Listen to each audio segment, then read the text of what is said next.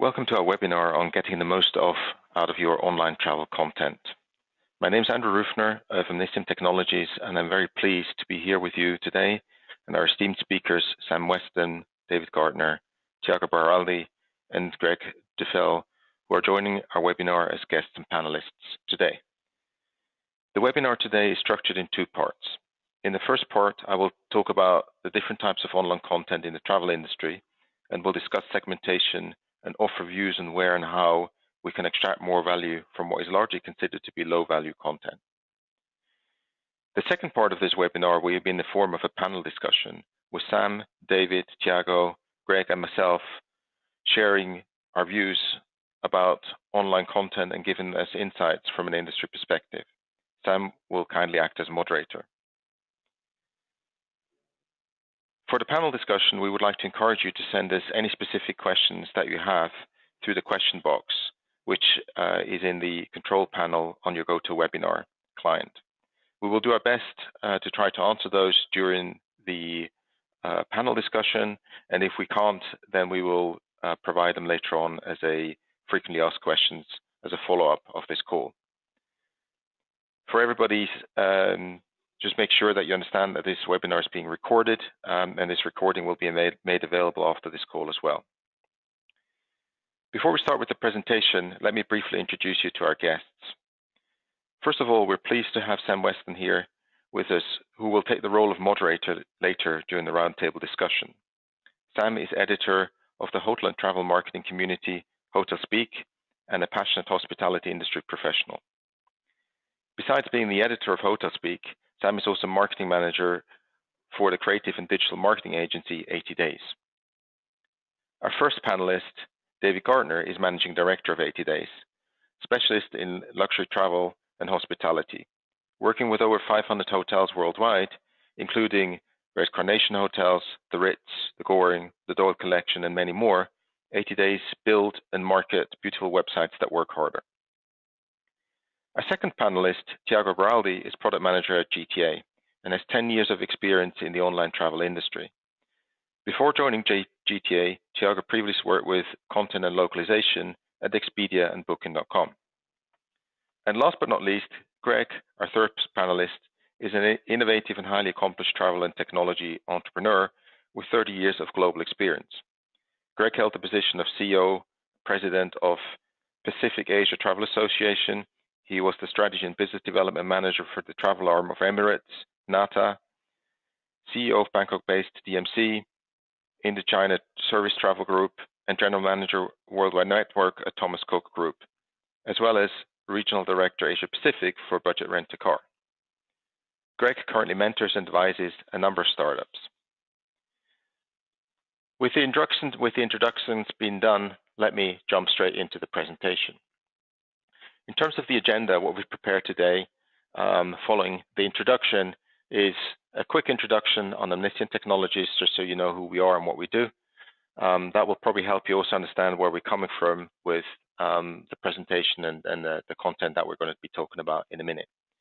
And then after that, I'm going to spend about 10 to 15 minutes max talking about content segmentation in online travel and how we see working with our customers that we can extract more value from online travel content.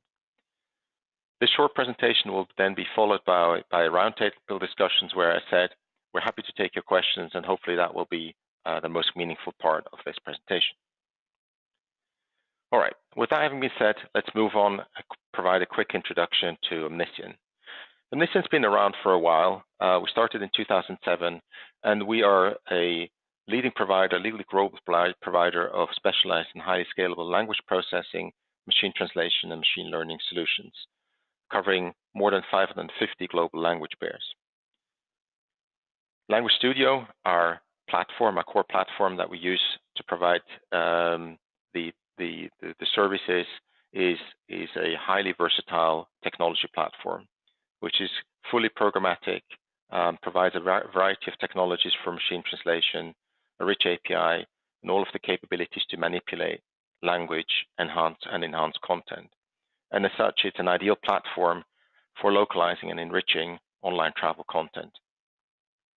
In terms of the types of customers that we serve and industries, I've summarized this here on a slide, but basically we do a lot in e-commerce and online travel. We also do a lot in research systems and business information, government intelligence, a lot with technology players such as IBM in the AI space, obviously supporting the localization industry as well as media and entertainment and e-discovery. From a technology perspective, and I'll not spend too much time on this, we basically cover all of the key technology elements that are needed to effectively manipulate and localize language. So anything from the variety of different translation technologies that we need, be they rules, statistical, and neural being an AI-based system, as well as a whole range of complex linguistic processing capabilities, also known as NLP. And then the workflow and all of the tooling to go with it, as well as the machine learning to start to predict outcomes based on data that we're ingesting, and obviously all of the integration into third-party systems. Having been around for a while, however, one of the other key things that we provide is data. We've been around in this industry for more than 10 years. We've got all of the data and all of the metadata that's needed to enrich these types of content elements, and we'll talk about that in a minute. And that, in a nutshell, is in essence what Omniscient and Language Studio is all about. All right, with that introduction having been done, let's go and drill straight into the actual core of this presentation. The first thing when we start to look at content and online content specifically, be it in travel or in other industries, is to look at the way that we actually segment it. And when we've been working with our customers, the typical types of segmentations that we're seeing, and I have to admit for the sake of this presentation, this is somewhat simplified, is really largely done by types on the one hand side, so that what's the type of content that we're looking at, so it's the images, audiovisual, text, etc., metadata that might go in it. Another key element of the segmentation is the lifespan. So how long does this content actually live? So if we look at an example of a hotel website, for example, much of the description of the hotel itself is obviously something that doesn't change very often, whereas special offers might come and go at a very short notice. And as a consequence, obviously, we're looking at this type of content in a very different way, which goes straight into the next element of what the value of that actual content is. So is it high value content, etc., and what's the amount of effort we're going to put into creating good quality content. Another way of segmenting content obviously is volume. So specifically, we're looking at a broader online portal, then having different types of content that come at very different volume is something that we need to take into account when we segment and look at our content. So on the one hand side, the hotel description versus, for example, hundreds of reviews that we might have is a very different type of content, obviously also very different volume. The cost to generate, obviously, and then for travel, obviously also the international applicability and the ability to localize, which is key. Generally speaking, from our experience, what we've seen us handling well from an industry perspective is the differentiation by type. We do well with differentiating the content by type. We do well with our high value content where we can actually spend the time to turn it into good quality content. Even the medium level content we do reasonably well, and we can obviously build a business case to justify getting it right. We also do well, which has nothing to do with the content, with the UI and the user experience and managing that user experience. Most online sites do that quite well. What we tend to struggle with, though, is metadata. So additional data that we can use, that we can extract, that gives us additional insights, and we'll talk about that in a minute. The other thing that we tend to struggle with is high volume, short-lived content, which is considered to be low value, where obviously the question is, such as with the review, you need them because it drives your buying decision, but how do you justify the investment into that content, and what could you potentially get out of it? And then, of course, the internationalization or the localization of that content is absolutely key. So if we look at an example, and we just to put that in context of a hotel website, obviously internationalization is key. We need to offer the information in local language to the traveler. We've got our high value hotels. Well, that's our high value content. We can human edit it. We can localize it. and we can make sure that that content is definitely of very good quality, and the business case in most cases works for that. Then we got our medium value content, where we can potentially apply a somewhat lesser investment in time and effort, but we can still ensure that that content is okay. It drives off the volume. It is absolutely key to have that on certainly on a hotel booking website as well. The volume of hotels is definitely key as well. But then when we get to low value content, I just took two examples here that I'm going to sort of use as examples throughout this presentation. We get to lower value content, things become a little bit more difficult. So hotel reviews, for example, they're valuable because it is required to drive the buying decision, but it has high volume. It tends to have a somewhat shorter lifespan. It is user generated, which means it's by definition of questionable quality.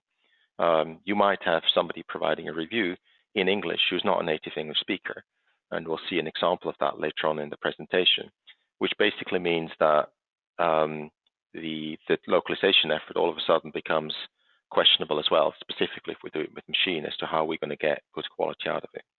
And ultimately, it's in most cases economically unfeasible for humans to localize it, but we need to localize it. The other thing is short-lived content, special offers, for example. Special offers that drive short-term content are valuable to the customer pushing that offer, but is not always feasible to localize quickly into all languages by humans. We might be able to do that for some languages.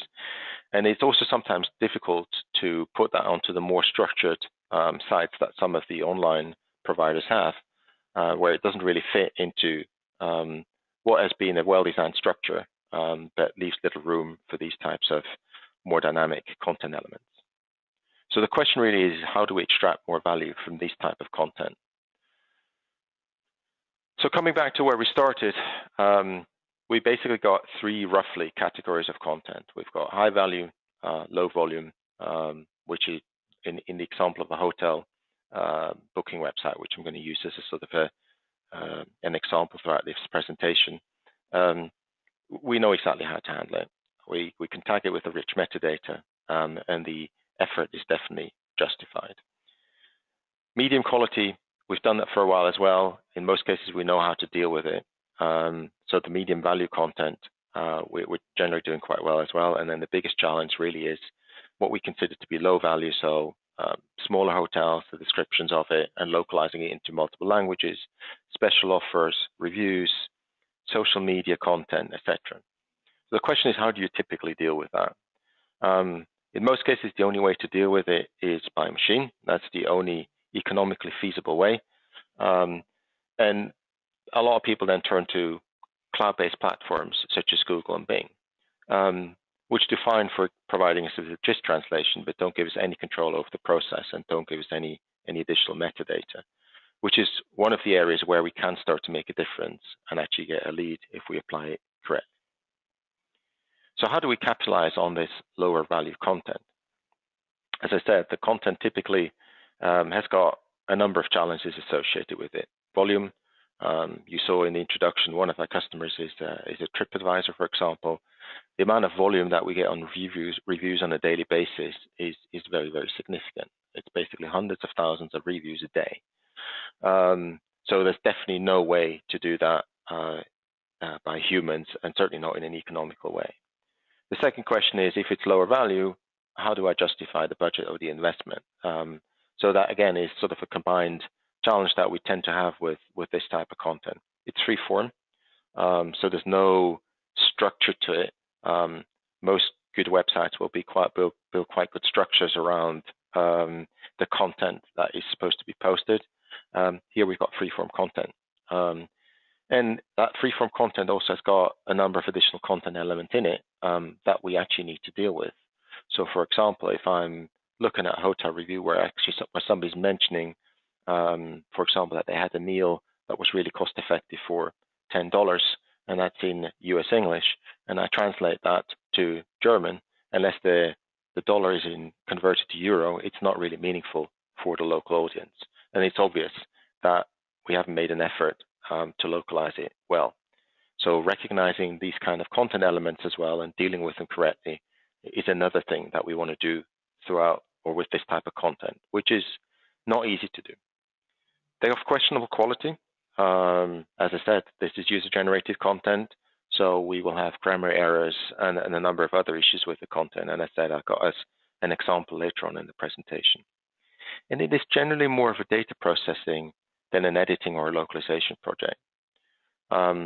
In most of these cases, when we're dealing with online content, we're quite good at dealing with the UI and the user experience.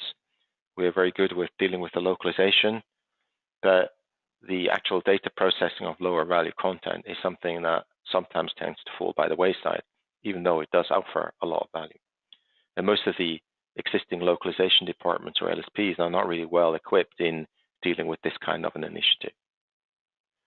So taking our two examples that I used earlier on, the special offer is user-generated by the seller usually.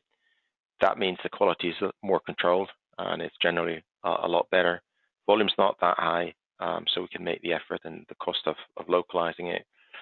We couple it with the metadata, obviously, and the metadata links to site entities. Formatting is usually not that complex, and yes, obviously we want to localize it, and we need to publish it. So that's one type of content that, if we do this well, we can offer quite a lot of value to the actual seller by allowing them to post special offers on a very short notice and getting the machine to localize it, but localize it well. The other example are the reviews. There again, they are user-generated. They're usually of more questionable quality. At least we know less about the source. And at least from our experience, the quality sometimes is quite bad, and the volume is very high. We can couple it with a lot of metadata, though. There's lots of content that we have metadata that we can extract from that type of data. So just naming a couple of examples here, and we're working with a number of our customers on those kind of initiatives. We can extract entities, for example, out of this data, such as names, locations. We can also look at sentiment. Is the comment that's being made positive? Is it negative? Is it neutral? And with all of this additional meta information, which comes pretty much free when you localize anyway, out of this type of travel content, there's quite a lot of things we can actually do with that.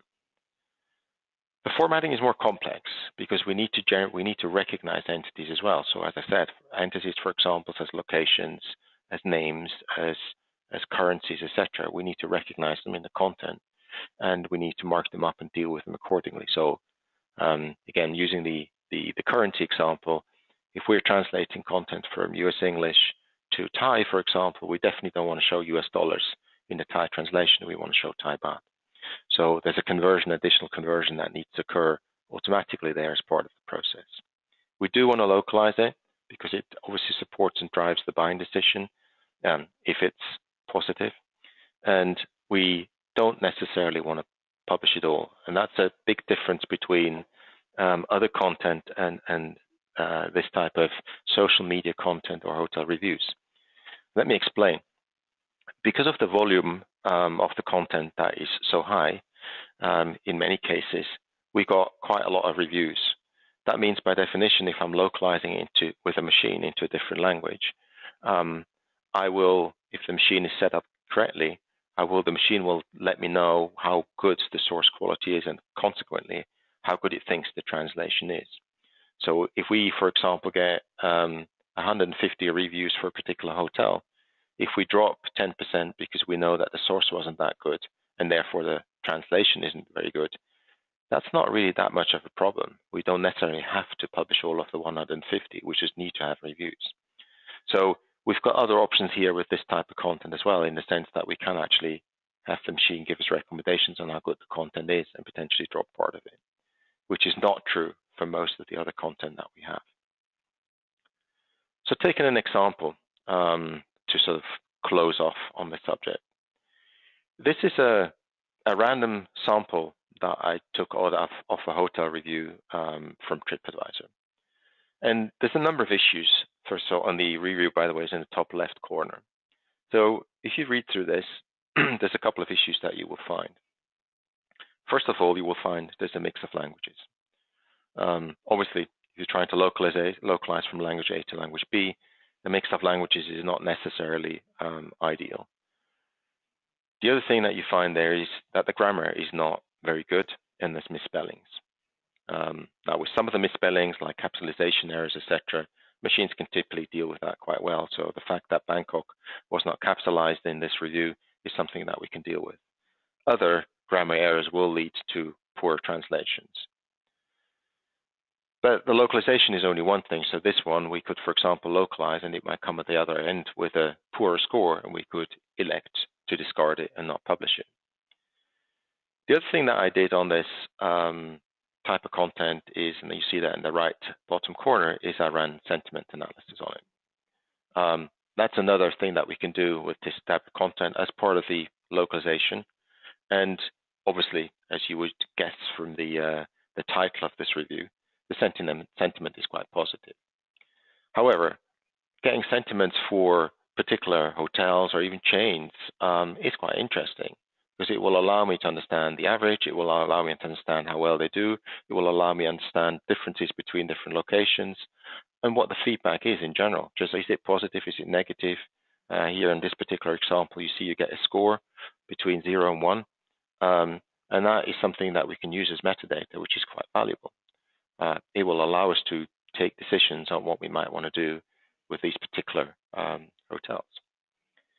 And then on the left bottom corner, I ran a very simple named entity extraction.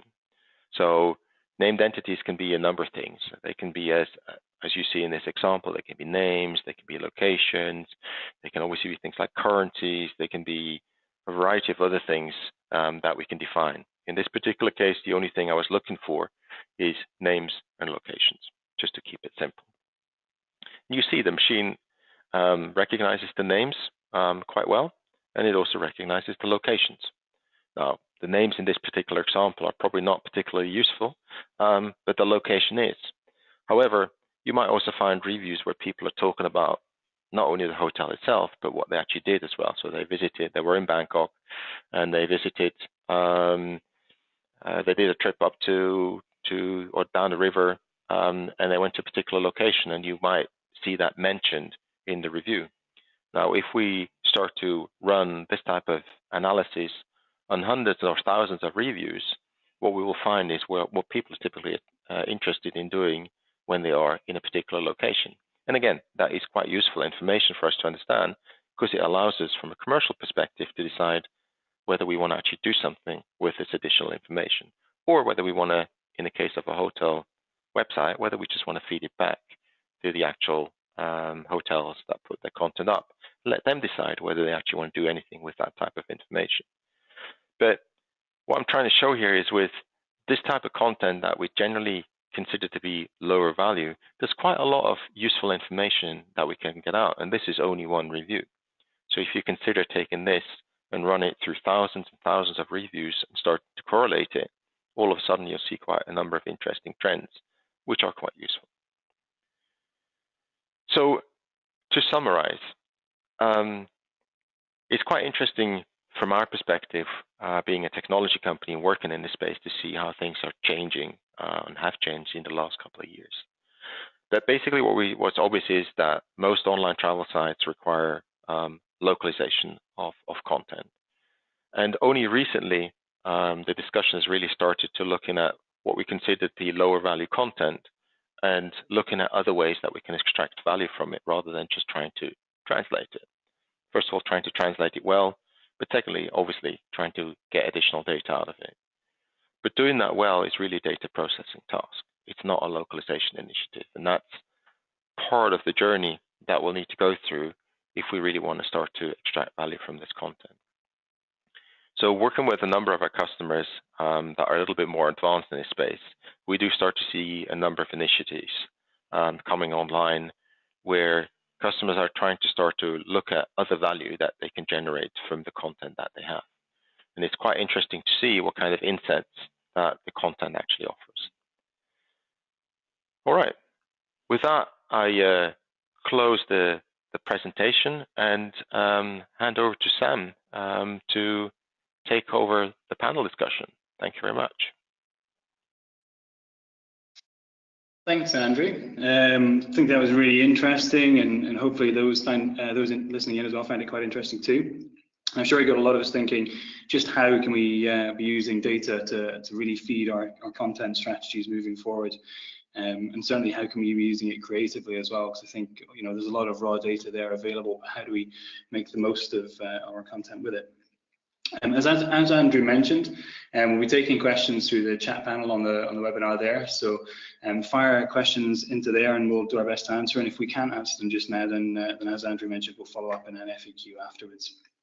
So just as a quick reintroduction as well, on our panel today we have David Gardner, Managing Director of 80 Days, Diego Beraldi, Product Management at GTA Travel, Gregory Duffel, who's Chairman and Founder at Bond Asian Ventures, and of course Andrew, who you've just heard from, who's the CEO of Omniscient Technologies, and myself, Sam Weston, as well.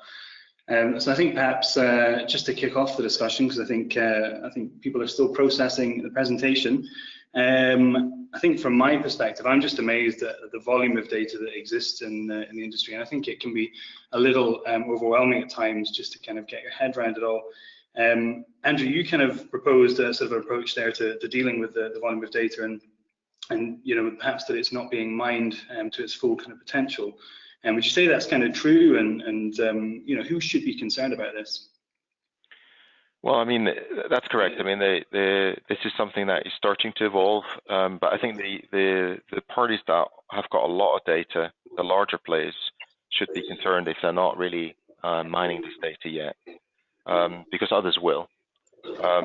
So it will first of all, they're missing out on the opportunity to get significant amount of insight into what's actually going on their site. But more importantly, what we're seeing in other areas of e-commerce as well is the value that you actually offer back to the seller that uses your platform to sell their services. So what this metadata obviously can do as well is, in addition to enriching your offering and showing you where the commercial opportunities lie, is to also offer value back to your sellers. And the larger players that do have a lot of data that are not yet doing anything in this particular space, I think should definitely be concerned. Okay, thanks. Does anyone else have anything to kind of comment on that from the panel, or is that pretty cut and dry? I think really it's it's technology that you've just sort of shown us today, obviously from Omniscient, and it seems very, very smart.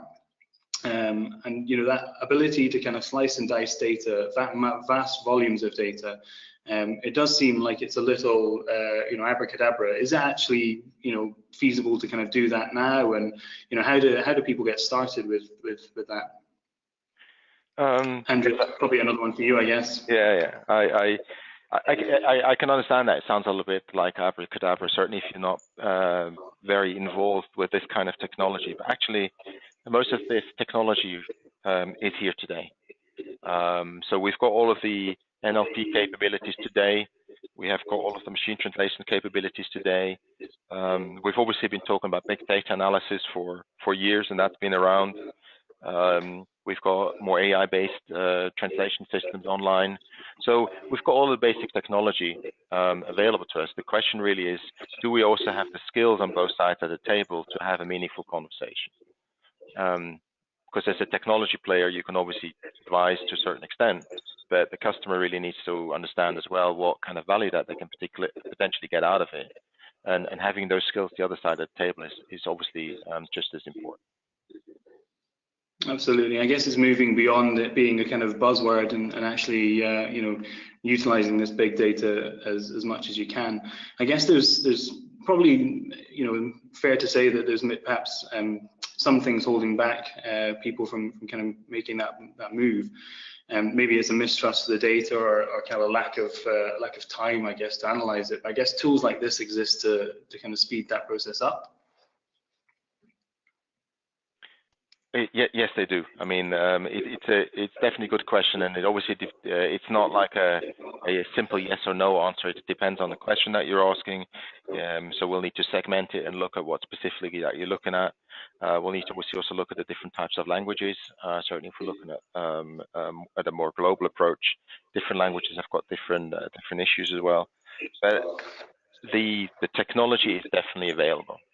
The challenge really is far more from an organizational perspective, the realization on right up to senior management in some of these organizations to understand how much value that you can actually extract from this data and how we can start to support even both operational as well as strategic decisions. And that awareness, creating that awareness is probably the most difficult thing that we still have to work on. The business case, I guess. Yes. Okay. I mean, I guess as well. I mean, I think there's a lot of obviously different aspects to the travel industry, but I'm keen to kind of understand who's kind of doing it right at the moment. You know, are there any sectors that are ahead of the game? You always see the big airlines seem to be making very good use of data, and at conferences that I've attended, certainly they seem to be right up there. Have you got kind of any examples, you being the panel, of businesses and in sectors doing it particularly well at the moment? Actually, I think a lot of the examples I'm seeing are probably away from the travel sector. In some of the you know, things like the drinks industry, you get things like the wine clubs, for example. I find the content they're generating, it can be phenomenal. It's very relevant, very interesting, draws you in, and I think there's a lot that the travel sector can learn from what they're doing as well. Entertainment sector is very good as well. They always are. They're always ahead of the game, you know. So I think looking to sectors away from travel is where we can learn a lot about how to make the most of content. Absolutely. I guess it's taking a moment to step away from the day-to-day as well is always, you know, it's where the biggest and best ideas sometimes come from as well. Andrew, have you got any examples of some of your clients that are really kind of leading the field in this? There's a number of them. I wouldn't want to throw out any names during this presentation. Fair enough. But I mean, I think maybe before I answer that question, we need to take a step back. The key thing in my mind really is, you mentioned the airline industry, for example, is what kind of data that you're actually looking at, right? The moment you're looking at, you know, load, for example, frequency of flights and stuff like that, and you've got numerical data, then it becomes pretty black and white, and it's really a big, you know, it's a big data question, right? It's the question, how do I model this data? What is it I'm looking for in terms of forecasts? And it's it's something that we understand a lot better. The moment we start to look at unstructured data, such as language, things become a little bit more difficult. And so the kind of industries that I find are doing quite well, there's obviously a couple of players in this industry that I know of and that we work with are doing quite well. But a very different industry that I found starting to do some very amazing things as well recently is human resources. So people like Hays, for example, or the Hay Group, which most of us probably know, are using very advanced language processing and artificial intelligence to actually understand behavior, motivation of staff, and a variety of other factors in very large corporations globally. So it's quite interesting. If you start to look a little bit deeper and you dig, you will find a variety of different use cases that are quite unique. Another one in that particular same corner is using artificial intelligence to establish and understand the knowledge networks within organizations. It's another one of our partners that we're working with, which does that kind of thing. So, and that's basically mining unstructured data. So I think you will find that other industries are actually quite advanced already, whereas I think this industry is to some extent still struggling with handling the unstructured data. Yeah, it certainly seems to be the case, and certainly the industry you know, events are very much kind of steered, I think, this year towards trying to get people on board with making use of this large volumes of data. And I guess the way technology is evolving as well is going to make it more challenging to kind of use data in this way, but also more beneficial as well if you get it right. So things like voice technology, voice interaction. So, you know, with the Amazon Alexa and Echo and Google Home and Apple's new product that comes out this year as well. That's going to have a massive impact on the way content's digested. I guess though, if it's kind of data feeding into the responses that people can get from these voice technologies, then in theory it should be the perfect match. Is that what would you say to that? Andrew, I guess maybe your comment there. I must admit, I'm not quite sure I understand your question fully. I'm sorry. No worries. I mean, I guess what I'm saying is like voice technology and people interacting. You know, I think it was Gartner that said by 2020, 30% of web browsing is going to be through voice without a screen. You know, obviously that level of content that we have on a screen that we're used to digesting with our eyes is now going to be interacted with by voice. So how are we going to use data management to really get the most out of the content? And maybe somebody asks for a review of a hotel, for example, through voice. Correct, and you can start to deal with other things there in terms of, again, the voice will give you other information as well in terms of sentiment and whether people are actually irritated, etc. And again, that kind of tech is available as well. So that's going to be, definitely, I agree with you, that's going to be very, very interesting when you start to combine all of that information and put it into a model to deal with it. I guess that's going to be the big challenge for everyone, but the first kind of step is to start getting a handle of the data that we have. One for perhaps the hotel market, which is a market that obviously I'm very familiar with myself, and I know David is here as well. We conducted a recent study that actually said that for the kind of average hotel, 30% of the traffic to our website visits the accommodation pages, and about 20% of the traffic visits the food and beverage pages of the restaurant. That's 50% of the total traffic in total with these kind of key pages. And I guess the kind of question is for hoteliers, what can they be doing to really maximize the value of that content? David, would you have to feel that one? Yeah, I mean, there's lots of things that will be influencing, how content is being consumed. The star rating's important. The actual product itself. The target audience, where somebody lives, their age. These will, influencing factors. So, for a hotel specifically to get the most out of its content, the main thing they need to do is really understand, what customers need out or expect out of that interaction.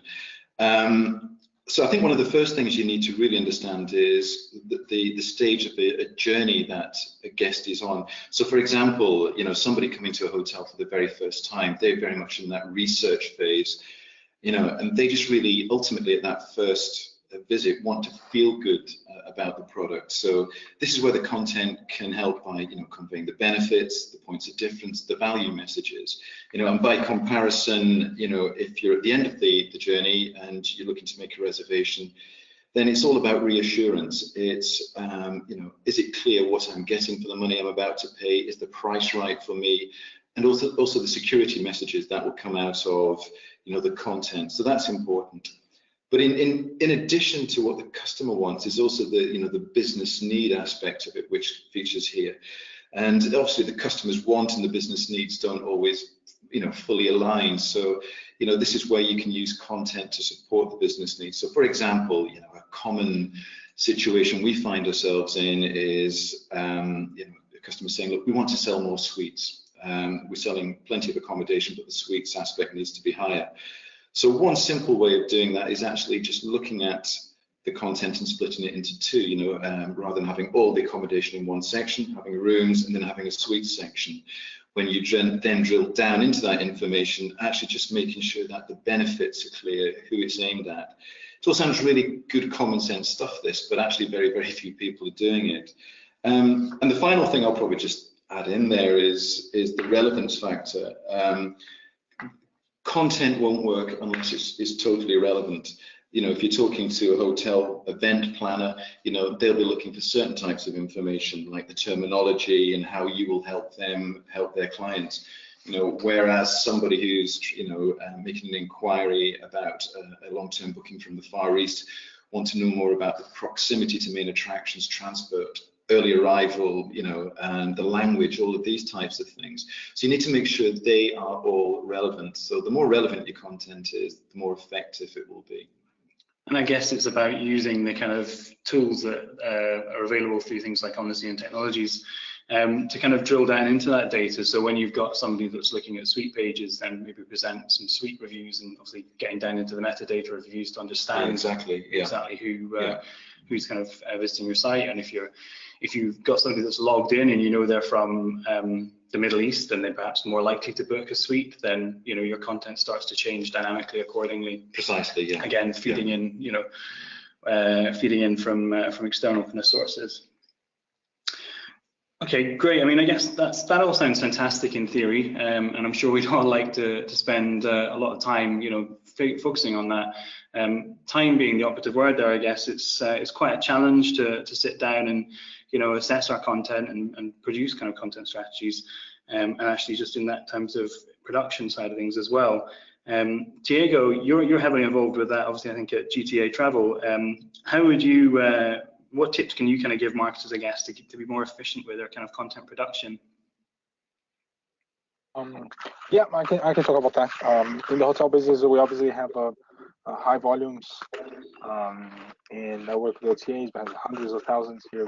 GTA, we also have tens of thousands of hotels to work with. So I would say that the first thing you have to do is prioritize, because content can be so expensive when it's high value and human generated and all that. First thing you should do is prioritize and be very aware of the types of content that matter the most to you according to our metrics. Make sure that you focus your attention on that content first.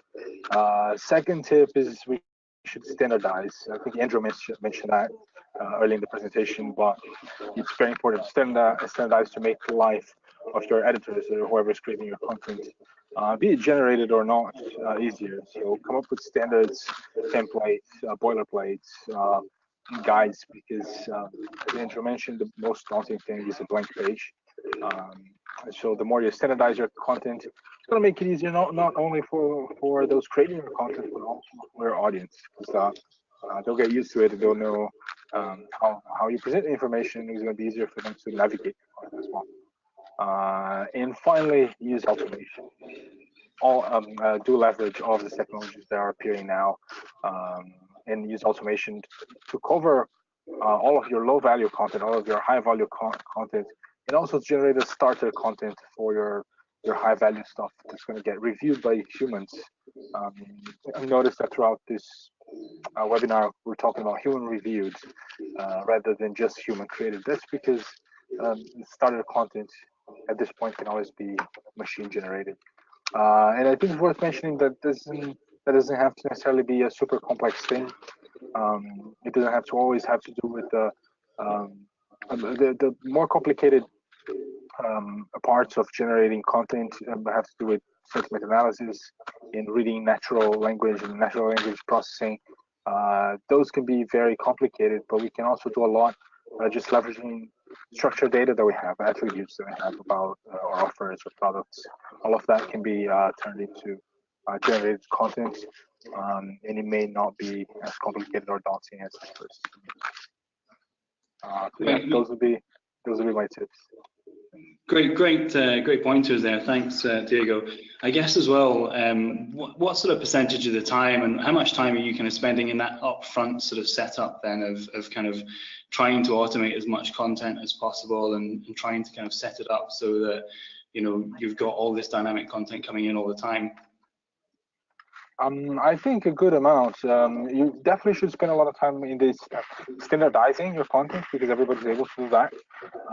So you should spend a fair amount of time defining what your standards are and your quality guidelines, your content guidelines are.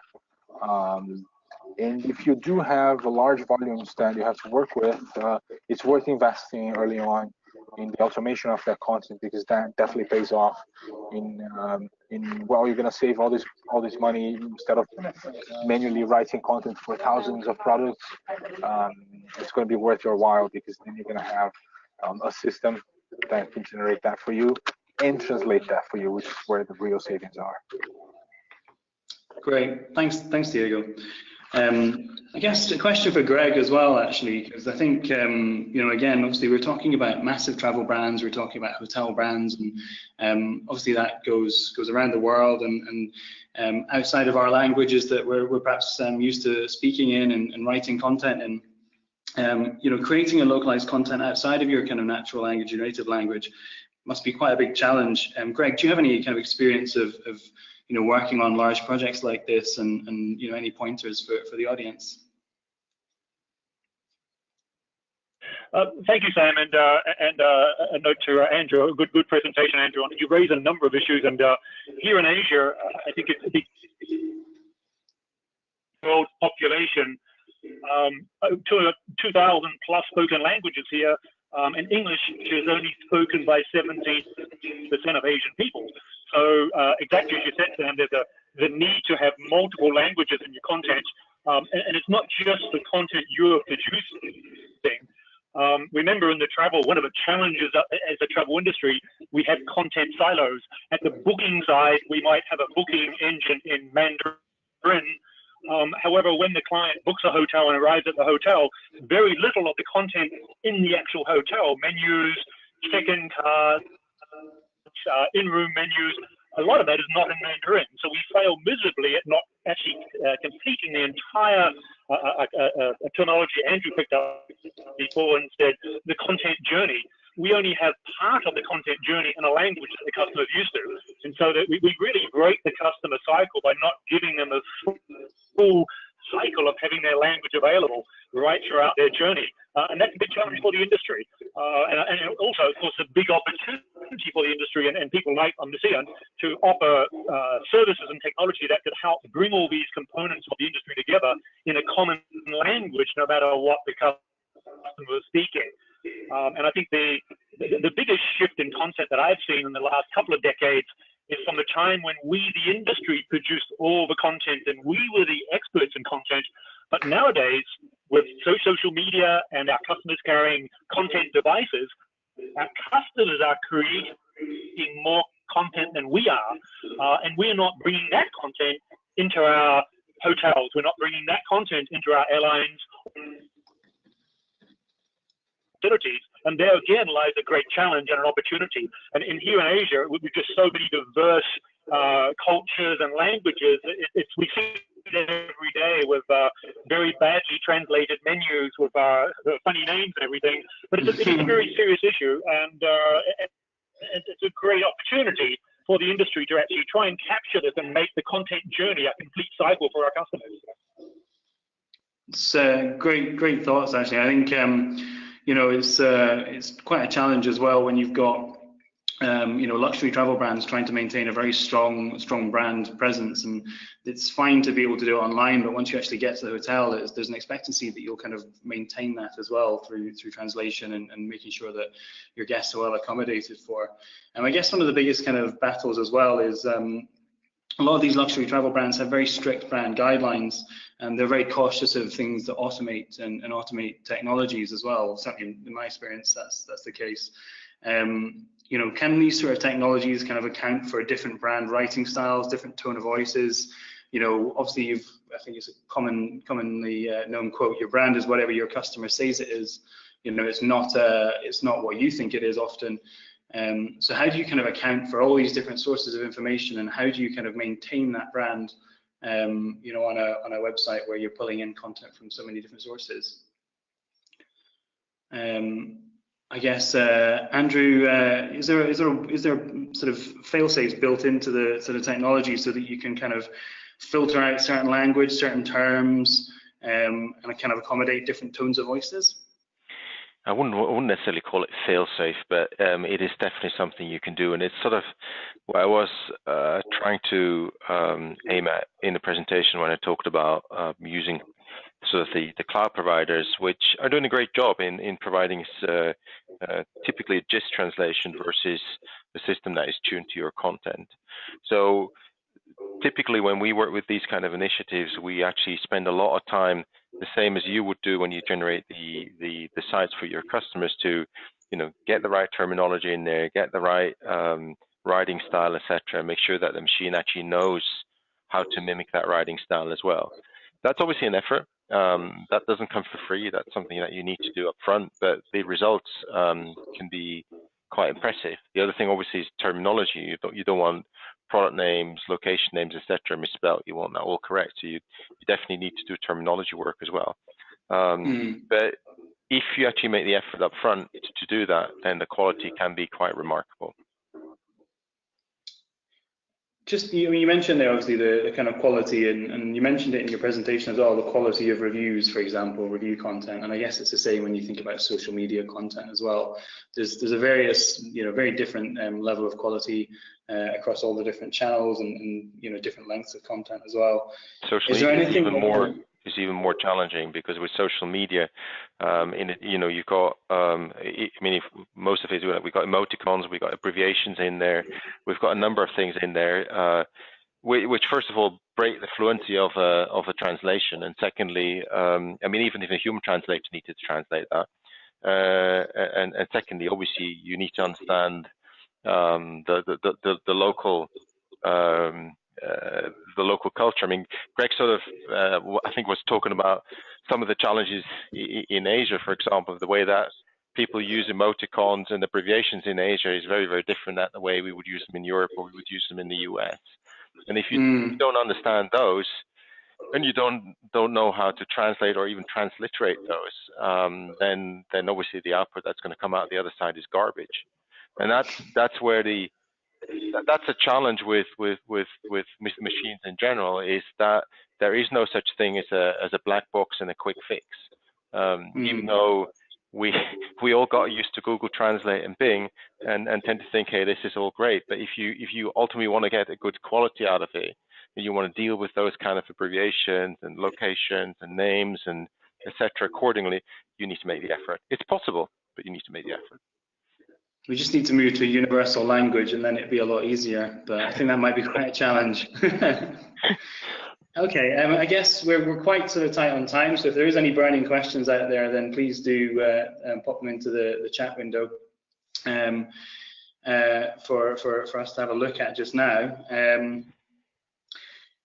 I guess from my perspective as well, one of the benefits, I guess, of having these sort of technologies in place is obviously the immediacy of being able to take content, rapidly get offers translated, offer content, for example, back out there. From a hotelier perspective, from a travel website perspective, these sort of quick responses to the market are vital in a very fast-moving, fast-paced industry. What sort of opportunities are out there with kind of agile marketing, with kind of being able to react to market changes and the unexpected using this technology? Maybe Andrew, you've got some thoughts there as well. That's a pretty open-ended question, and I think the sky. Nice one to just throw in at the end there for you. Yeah, exactly. No, the sky's the limit. No, but you're right. There's so many things that we can do, and I think we're really only starting to scratch the surface. So again, the amount of value that we can extract, and obviously what we can do also by doing things a lot faster, is amazing. I mentioned things we're doing, things people are doing in other industries, and you start to look at sort of the development of machine learning and those kind of applications. It's absolutely stunning, and sometimes also scary if you look at the amount of things that we can do. So I think we'll definitely see a lot more change occurring, and the key thing really is to understand this quickly. And even if you don't jump on the bandwagon first, to at least do that consciously rather than being surprised later on. Yeah, I guess that's the thing, is to kind of make those first few steps as well. Okay, well, we kind of reached the end of our kind of roundtable time here. So I'll kind of provide a bit of a wrap up, I think, for today. So thanks again to everyone who's taken the time out of their busy schedules to attend. I'm hoping that you find it quite useful, and the presentation and the question and answers that followed. We had a lot of fun putting it together, and I wanted to just say thank you to Omniscient Technologies, to Andrew and to Nutuporn as well, who's been helping organize things from behind the scenes. Thanks also to David from the digital and creative agency 80 Days, to Diego from business to business travel specialists, GTA Travel, and Greg as well from Asia Pacific travel experts, Bond Asian Ventures. I think that it's really clear there's quite a sizable and untapped opportunity to make better use of data within the travel and hotel and hospitality industries. And whether that's through technology providers like Omniscient, or leaning more on your kind of agency and your partners like 80 Days and GTA and Bond Asian Ventures. You know, it's really about making those kind of first few steps, I think, and kind of, you know, realizing that the opportunities out there. So thanks very much again. As Andrew mentioned, the recording of this webinar will be made available on Omniscient's website and also on hotelspeak.com soon. If there's any follow-up questions as well, then, you know, please do get in touch. But for now, that's us. So thanks very much.